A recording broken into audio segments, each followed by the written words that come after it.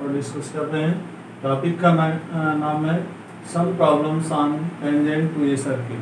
Tangent to a circle के विषय में टेंजेंट थ्योरम आपने देखा, टेंजेंट थ्योरम पर कुछ न्यूमेरिकल भी देखे थे।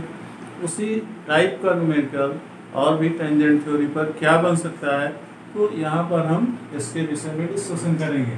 फर्स्ट एग्जाम्पल हमने सजेस्ट किया है इन द फिगर जैसा ये सामने दिया गया है, इस फिगर पर कंसंट्रेट होना है। In the figure XP and XQ, XP and XQ means X से P की डिस्टेंस और X से Q की डिस्टेंस। तो XP and XQ are tangents, ये दोनों क्या है? टेंजेंट्स हैं from X to the circle. कहाँ से लिए गए हैं? X is a exterior point. तो एक्सटीरियर पॉइंट हमारा X है, X से P एक पहला टेंजेंट हो गया, X से Q दूसरा टेंजेंट हो गया। तो उसी टेंजेंट के विषय में कह रहा है in the figure XP and XQ are tangents from X to the circle. अब इसके बाद फिर बात कर रहा है विथ सेंटर O। किसके तहत ये है? सेंटर O के तहत। सेंटर O, सर्किल का सेंटर O है और यहाँ से P and Q point of contact हो सकते हैं, और पॉइंट ऑफ कांटेक्ट जब तक नहीं होगा तब तक हम इसको टेंजेंट लाइन कर नहीं सकते। टेंजेंट लाइन के लिए तो जरूरी है कि मतलब सर्किल से टच होकर के जाए। आगे का अगर वर्कआउट हमें करना है तो हम वहाँ से पॉइंट ऑफ कांटेक्ट को भी काउंट कर लेंगे। तो यह भी हमारा क्वेश्चन है। R is a point on the circle, और R इसमें दूसरा कोई पॉइंट सर्किल पर लिया गया है जो आपके सामने दिख रहा है। कह रहे हैं prove that XA plus AR is equal to XB plus BR। तो प्रूफ क्या करना है? XA प्लस AR, X से A की डिस्टेंस प्लस A से R की डिस्टेंस। तो XA plus AR is equal to XB plus BR। ये डिस्टेंस इनको प्रूफ करना है। ये हमारा फर्स्ट एग्जाम्पल है जिसको हमने सजेस्ट किया, काफी अच्छा एग्जाम्पल लगा। तो चलिए इसमें देखते हैं क्या करना है।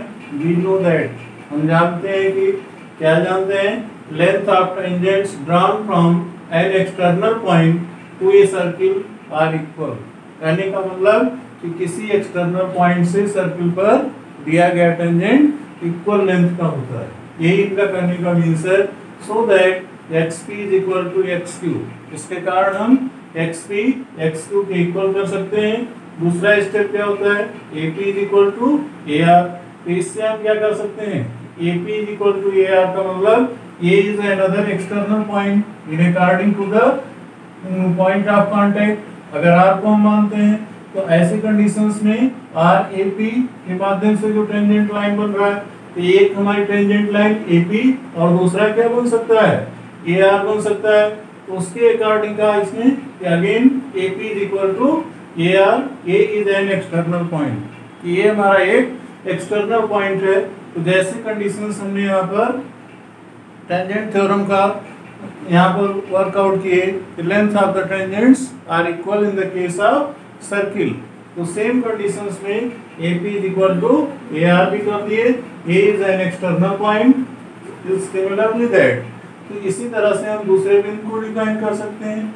क्या डिफाइन कर सकते हैं? Means BQ is equal to BR। तो यहाँ पर same that BQ is equal to BR। B is an external point. Another कह सकते हैं अनदर एक्सटर्नल पॉइंट। तो सेम कंडीशंस में यहाँ पर A और B भी एक्सटर्नल पॉइंट का रोल प्ले कर रहे हैं, जिसके कारण हमारा BR BQ के इक्वल हो जाएगा और AR AP के इक्वल हो जाएगा, उसी रूप में जैसे XP XQ के इक्वल है। ठीक है। तो सेम कंडीशंस में नाउ फ्रॉम फर्स्ट कंडीशन, अब पहली कंडीशन हमारी क्या है? XP is equal to XQ। तो उस कंडीशंस को यहाँ पर फुलफिल करना चाहेंगे। तो XP is equal to XQ। अब XP की जगह पर हम क्या रख सकते हैं? XA प्लस AP कर सकते हैं, या XA प्लस AR भी कर दें, कोई प्रॉब्लम नहीं होगी। लेकिन पहले हम क्या करेंगे? XA प्लस AP, जो कि हमें डायरेक्ट डिस्टेंस दिखाई दे रही है। तो XA plus AP is equal to XB plus BQ। ये दोनों वैल्यू पुट कर देंगे। उससे पहले जब हमने A और B को भी एक्सटर्नल पॉइंट डिफाइन किया, तो इन पॉइंट को रिप्लेस कर दें। किस पॉइंट को? AP की जगह AR कर दें और BQ की जगह BR कर दें। तो ऑटोमेटिक हमारी ये शर्त पूरी हो जाती है। तो XA plus AR is equal to XB plus दिया। कई बार ये चीज बोर्ड एग्जाम में पूछी गई है और खाली इतना ही इसमें आपको दिखाना है कि length of the tangents are equal in the case of circle. तो सर्किल के केस में अगर देखा जाए तो लेंथ ऑफ द टेंजेंट क्या होता है, length of tangents drawn from an external point to a circle are equal. बस ये एक लाइन की डेफिनेशन है और इसी को यहाँ पर प्रूव करने की बात दी गई है, ये प्रूव हो गया। दूसरा एग्जाम्पल हमने सजेस्ट किया वो भी कुछ इसी तरह से मिलता जुलता है, लेकिन इसमें न्यूमेरिक कैलकुलेशन है। न्यूमेरिक कैलकुलेशन कैसा है देखते हैं। सेकेंड एग्जाम्पल में कह रहा है वो is the centre of a circle of radius 5 centimetre. वो क्या है, एक सर्किल का सेंटर है जिसका रेडियस 5 सेंटीमीटर है, means distance of OP is 5 centimetre. T is the point such that OT is equal to 13 centimetre और T हमारा एक एक्सटर्नल पॉइंट है जो यहाँ पर T दिख रहा है और OT की डिस्टेंस सेंटर से T की डिस्टेंस कितनी है 13 सेंटीमीटर है and OT intersects the circle eight E और OT जो है E पॉइंट पर सर्किल को इंटरसेप्ट कर रहा है। तो सर्किल पर इंटरसेप्ट कर रहा है मींस वही पहले वाली कंडीशन यहाँ पर भी रियलाइज करनी होगी। तो intersects the circle at E if AB is the tangent to the circle at E। अब यहाँ से क्या करना चाह रहे हैं कि फिर ये कह रहे हैं if AB is the tangent, तो AB क्या है इसमें, AB is the tangent on the circle at E point, then find the length of AB। तो AB की लेंथ हमें चाहिए। अब AB की लेंथ जो होगी तो जाहिर सी बात है वो किसके इक्वल हो सकती है, length of AB is equal to length of AP plus length of, अगली कंडीशंस यहाँ पर आप नेक्स्ट पॉइंट क्या कर सकते हैं, Q पॉइंट, जिसको contact point of contact Q कर सकते हैं। तो सेम कंडीशंस में अगला फिर हम क्या करेंगे, इसमें we know that, वही पहले वाली लाइन डिफाइन करेंगे। तो we know that tangent at any point of the circle is perpendicular to the radius। पहले तो ये दिखाएंगे कि tangent at any point, tangent at any point of the circle, मतलब सर्किल के किसी भी बिंदु पर जो टेंजेंट लिया जाएगा इज परपेंडिकुलर, वो क्या होगा, राइट एंगल बनाएगा। At the radius through the point of contact, वो कहाँ से राइट एंगल बनाएगा कि at radius through the point of contact, कि रेडियस से जो पॉइंट ऑफ कांटेक्ट होगा वो राइट एंगल बनाएगा। सो that OP is perpendicular on PT, इसलिए यहाँ फिगर में हमारा OP किस पर परपेंडिकुलर है, PT पर है, मतलब कि PT आपका ये टेंजेंट लाइन है। अब इस टेंजेंट लाइन पर OP क्या है, OP is perpendicular on PT, that implies angle OPT is equal to 90 degree. इससे एंगल OPT की वैल्यू क्या है, 90 डिग्री है। अब यहाँ से आप देख रहे हैं इन राइट एंगल ट्रायंगल OPT, अब कौन सा ट्रायंगल हम लेंगे, OPT, इसका एंगल P क्या है, 90 डिग्री है। तो एंगल P 90 डिग्री है, ये आपका पॉइंट ऑफ कांटेक्ट है। तो पॉइंट ऑफ कांटेक्ट होने से वो P पॉइंट 90 डिग्री है। अब यहाँ से क्या कर सकते हैं, OT स्क्वायर, तो OT square is equal to, OT as a base काम कर रहा है, यहाँ पर हाइपोटेन्यूज TP काम कर रहा है और फिर OP आपका 90 डिग्री के एंगल पर है। तो कहने का मतलब परपेंडिकुलर और बेस की कंडीशंस में यहाँ पर hypotenuse square is equal to क्या होता है, perpendicular square plus base square. तो यहाँ से OT स्क्वायर, OT को एज ए हाइपोटेन्यूज शो कर रहा है, तो OT square is equal to OP square plus PT square. तो यहाँ से क्या ले रहे हैं, OP square plus PT square. तो यहाँ की ये कंडीशंस थोड़ा सा और क्लियरिटी होनी चाहिए।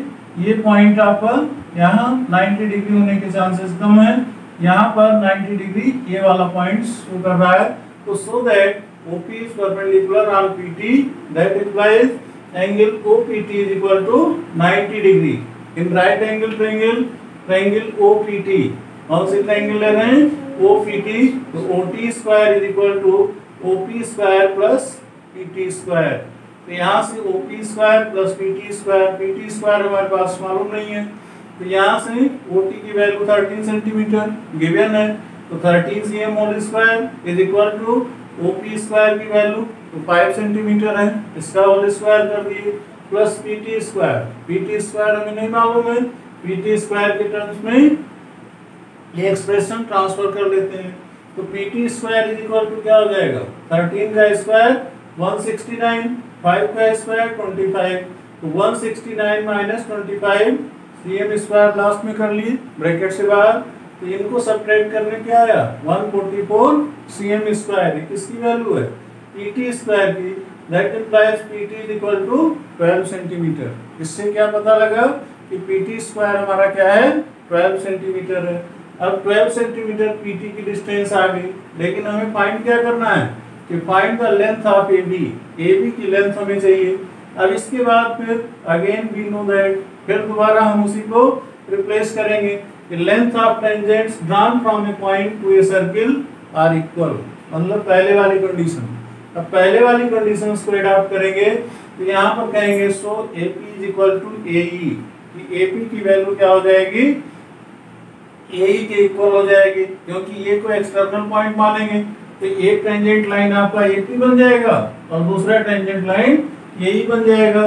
तो AP is equal to AE that is equal to x से कर लेते हैं कि भाई इसकी एग्जैक्ट डिस्टेंस तो हमें मालूम नहीं है, तो इस नाते हम उसको x मान लेते हैं। Now AT is equal to PT minus AP। क्या यहाँ से हमें AT की वैल्यू निकालनी हो तो AT इज इक्वल टू क्या हो जाएगा, AT is equal to PT, total distance में से क्या माइनस कर दें, AP माइनस कर दें। तो यहाँ से PT माइनस AP की बात करेंगे तो PT की डिस्टेंस क्या है 12 सेंटीमीटर है और AP को हमने क्या मान रखा है x, तो 12 माइनस x सेंटीमीटर ये किसका आ जाएगा, AT की डिस्टेंस आ जाएगी। Since AB is the tangent, अब दूसरी कंडीशंस में क्या कर रहे हैं कि AB is the tangent to the circle at point T, मतलब point T point of contact है, तो पॉइंट ऑफ कांटेक्ट होने के कारण AB हमारा क्या बन रहा है, टेंजेंट लाइन बन रहा है।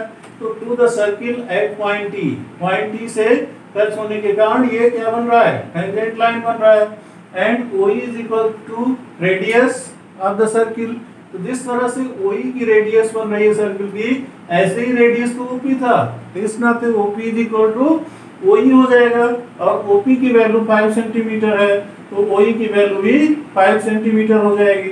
सेम कंडीशंस में हम क्या यहाँ पर शो करना चाह रहे हैं कि OE is equal to radius of circle, ये हो गया, और रेडियस ऑफ सर्किल के बाद OE परपेंडिकुलर ऑन AB।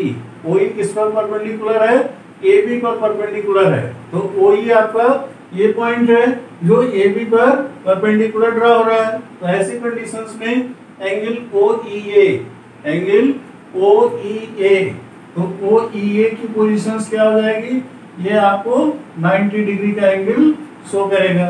तो angle OEA is equal to 90 degree, और ये किसके इक्वल होगा, that is equal to angle AET। AET का मतलब इधर जैसे इंटरनल पार्ट्स का आपको 90 डिग्री का एंगल मिला, सेम कंडीशंस में इधर भी आपको 90 डिग्री का एंगल मिलेगा। तो यहाँ से angle OEA is equal to 90 degree और that is equal to angle AET, because OT is straight line. क्यों ऐसा है, क्योंकि OT को आप जो देख रहे हैं O से T की डिस्टेंस एक स्ट्रेट लाइन की है और straight line contains 180 degree, 180 degree contain करती है, इस नाते angle OEA plus angle AET। अब यहाँ से दोनों एंगल ले लिए OEA और दूसरी एंगल AET, दोनों एंगल का सम क्या हो जाएगा 180 डिग्री हो जाएगा।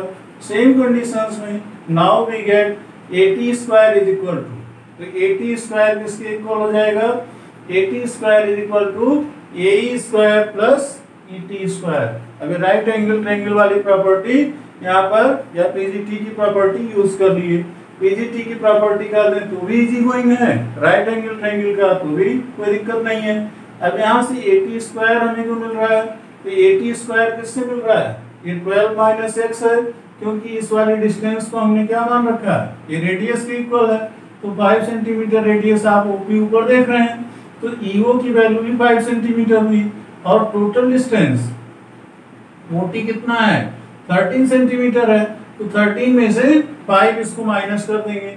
तो सेम कंडीशन में AT स्क्वायर की बात अगर हम करेंगे तो AT हमारा क्या मिल जाएगा AT square is equal to AT की जगह ये टोटल A से P की डिस्टेंस कितनी थी, तो 12 cm थी, और 12 cm के साथ AP को आपने x मान रखा, तो ये 12 माइनस एक्स इसकी जगह रख देंगे, तो ये AT की डिस्टेंस हो जाएगी। तो 12 माइनस एक्स का whole square is equal to AE square.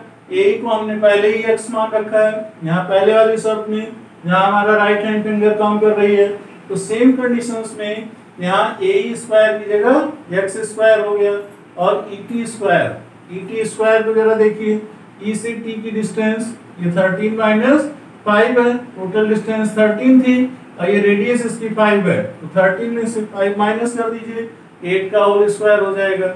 Well ऐसा क्यों है, क्योंकि OP is equal to OE that is equal to radii of circles, ये रेडियाई ऑफ सर्किल है। तो सेम कंडीशंस में अभी क्वेश्चंस को इस ओपन कर लीजिए, 12 माइनस एक्स का whole square, a minus b का होल स्क्वायर वाला फार्मूला लगा देंगे, तो a की जगह क्या है 12 है, तो 12 का स्क्वायर 144 हो गया, और x की b की जगह है तो x स्क्वायर b स्क्वायर के नाते हो रहा है माइनस 2ab, तो 2ab का मतलब क्या हुआ 12 टू 24 इंटू एक्स, तो ये माइनस 24x हो गया। फिर इसी के साथ दूसरा वाला टर्म्स जो यहाँ पर है वो क्या है, एक्स स्क्वायर प्लस 13 माइनस 5 8 आएगा, 8 का स्क्वायर 64, उसको लेफ्ट हैंड में ले आ रहे हैं। लेफ्ट हैंड में लाने से मतलब कि एक्स स्क्वायर का टर्म एक्स स्क्वायर से कैंसिल हो जाएगा, तो minus x square minus 64 that is equal to 0, क्योंकि टोटल राइट हैंड को हमने लेफ्ट हैंड में ट्रांसफर कर लिया। दैट इम्प्लाइज अब यहाँ से हमारे पास क्या बच रहा है, plus x square minus x square से कैंसिल हो गया, माइनस 24x बच रहा है, और यहाँ 144 से जब 64 माइनस करते हैं तो ये 80 आ जाता है। तो ऐसी कंडीशंस में minus 24x is equal to minus 80 यहाँ पर माइनस 80 नहीं बचेगा, प्लस 80 होगा, क्योंकि यहाँ से कंडीशंस जो देख रहे हैं माइनस 24x है, और यहाँ पर ये प्लस 144 है, 144 से 64 को माइनस करेंगे, लेकिन इसको हम राइट हैंड में फिर ट्रांसफर ले लिए।